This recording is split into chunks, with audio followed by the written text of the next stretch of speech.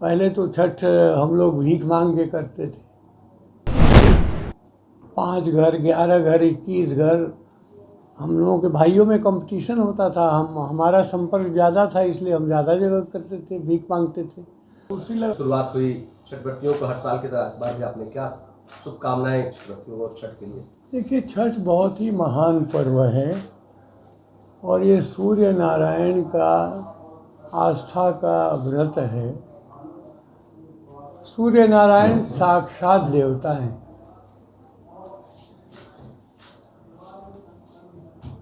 सूर्य नारायण साक्षात देवता हैं जिनका प्रतिदिन हम दर्शन करते हैं। और अगर 5-7 दिन सूर्य के दर्शन न हो तो क्या हालत हो जाती है, आप सबको पता है। तो यहाँ तक कि विदेशों में भी जहाँ पर कि सूर्य के दर्शन कम होते हैं, और जिस दिन सूर्य के दर्शन हो जाते हैं, लोग खुशी के मारे समुद्र के किनारे उत्सव मनाने चले जाते हैं। मेरी माता जी ने 51 वर्ष तक लगातार दोनों छठ, चैत के मास में जो चैती छठ होता है वो, और ये अभी का जो छठ होता है कार्तिक का, वो दोनों किया। उसके बाद मेरी पत्नी करती रही, हमारे छोटे भाई और उनकी पत्नी करती रही, अब हमारी बहुएं करती हैं। तो छठ की जो प्रथा है, हम लोग जब कोई छठ करता है तो जब उसका उद्यापन करता है यानी समाप्ति करता है, तो ज़रूर अपने घर के ही किसी को सौंपता है। तो इससे छठ का प्रचार भी होता है। छठ मनोकामना सिद्धि का पर्व होता है। यदि आप मन में कोई संकल्प करेंगे तो पूरा होता है। पहले तो छठ हम लोग भीख मांग के करते थे। 5 घर, 11 घर, 21 घर, हम लोगों के भाइयों में कंपटीशन होता था। हमारा संपर्क ज़्यादा था, इसलिए हम ज़्यादा जगह करते थे, भीख मांगते थे। लेकिन माँ का एक अनुशासन था कि जहाँ से भीख मांग के आए हो, प्रसाद वहाँ पहुँचाना पड़ेगा।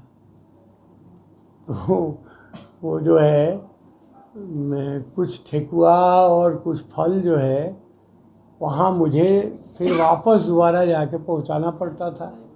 तो ये एक सामाजिक समरसता का पर्व है। हम लोग उसमें भेदभाव नहीं करते हैं। ये छठी एक ऐसा पर्व है जिसमें कि एक जरा सा किसी पर्वताइन से कोई टच कर लेता है तो पैर छूता है। बूढ़ा बुजुर्ग भी, आज भी ये प्रथा है।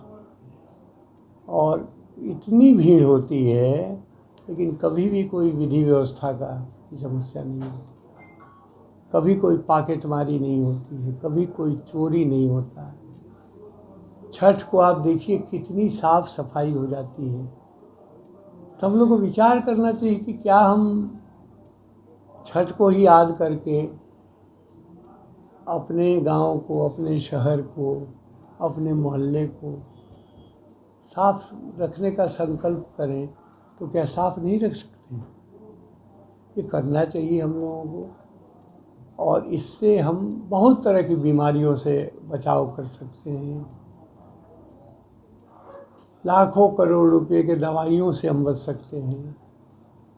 यही सारी चीज़ें हैं। ये सीख लेना अगर है तो इन्हीं बातों से सीख लेनी चाहिए कि ऐसे महापर्व का हम अपने जीवन में उतारें, अपने जीवन में उतारें, अपने जीवन में उतार कर जो स्वच्छता, भाईचारा, सामाजिक समरसता। पनोरमा ग्रुप, जो सोचता है वो करता है। ये लो मुंह मीठा करो, आज मैंने अपना जॉब छोड़ दिया।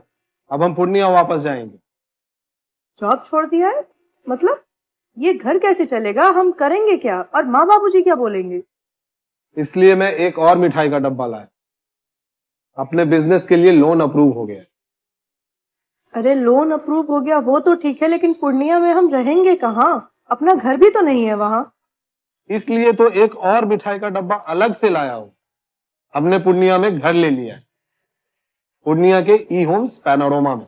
पूर्णिया में पैनोरमा ग्रुप लेकर आए हैं ई होम्स पैनोरमा, बड़ा घर, आलीशान जिंदगी और अत्याधुनिक सुविधाओं के संग। अरे अरे, अब क्यों मुंह मीठा करवा रही हो? क्योंकि हम घर वापसी जो कर रहे हैं। घर वापसी की खुशी पूर्णिया में ई होम्स पैनोरमा के संग। ई homes panorama, luxurious lifestyle redefined.